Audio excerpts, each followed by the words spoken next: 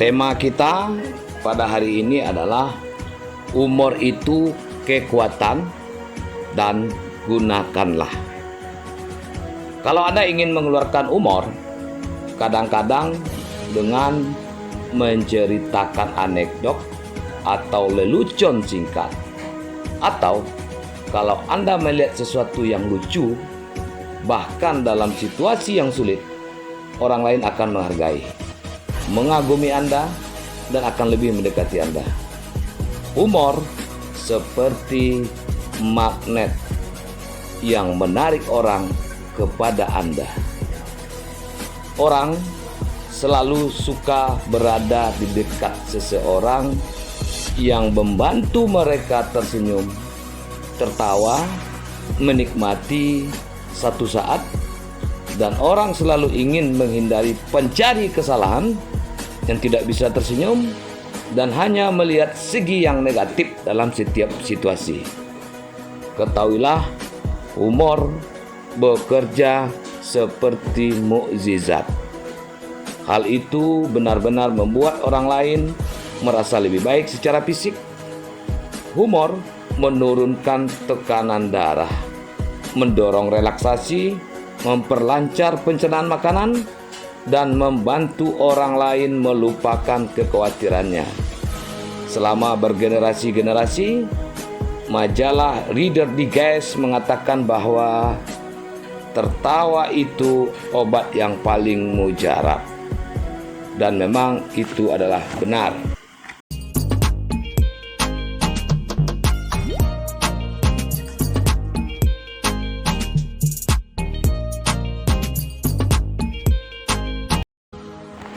Ada seorang wiraniaga atau seorang salesman di sebuah otomotif yang sangat sukses menurut saya, dan saya bercerita dan berdiskusi dengan beliau dan mengatakan bahwa dalam beberapa detik pertama setiap presentasi saya berusaha membuat calon pembeli saya tersenyum, atau lebih baik lagi tertawa.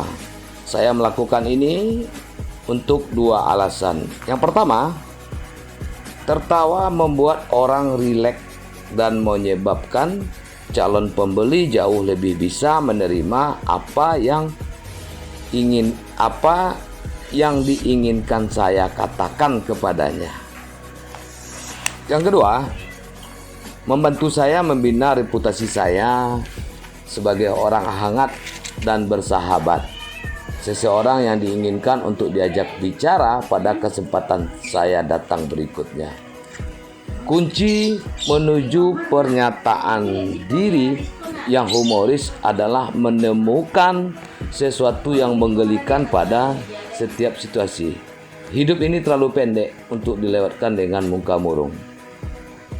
Apa bahan mentah untuk humor yang baik?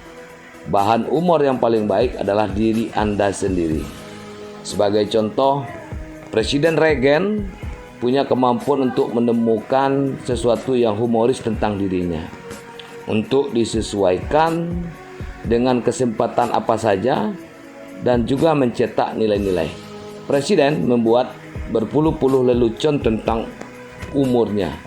Dan karena itu presiden yang umurnya jauh lebih tua daripada presiden-presiden lain dalam sejarah, sikap Presiden Reagan mentertawakan dirinya karena begitu tua melucuti senjata mereka yang ingin mengatakan bahwa dia terlalu tua untuk memegang jabatan sebagai seorang presiden.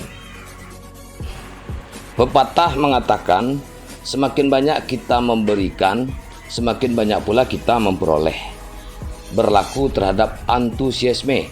Semakin banyak dorongan yang Anda berikan kepada orang lain, maka akan semakin banyak dorongan yang akan Anda peroleh, dan semakin baik pekerjaan yang Anda lakukan.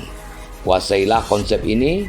Tidak peduli apapun yang Anda lakukan, kemampuan Anda untuk mengilhami orang lain agar memberikan yang paling baik sebisa Anda.